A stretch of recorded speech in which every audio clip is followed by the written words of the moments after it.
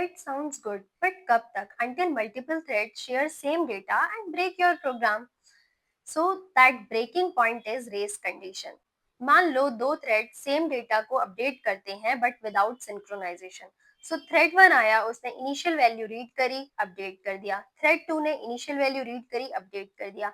But यहाँ पे output गलत आएगा क्योंकि there is no sync in between them. So यहाँ पर race condition is depending upon timing, not on logic.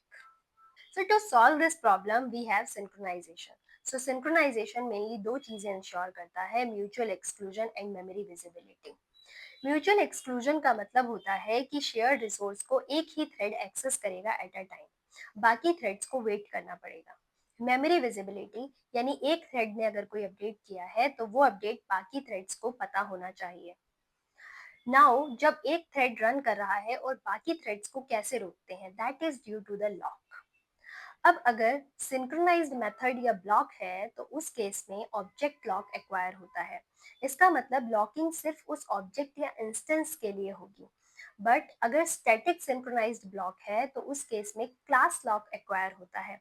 Class lock मतलब इसके मल्टीपल इंस्टेंसेस ऑब्जेक्ट्स हो सकते हैं, बट उन सभी के लिए एक क्लास लॉक होगा जो कि क्लास लेवल पे है. जब थ्रेड्स वेट कर रहे होते हैं तो वो किस स्टेट में होते हैं? तो जब थ्रेड्स वेट कर रहे हैं लॉक के लिए तो वो ब्लॉक्ड स्टेट में होते हैं. When threads are waiting for the another signal तो वो वेटिंग स्टेट में होते हैं.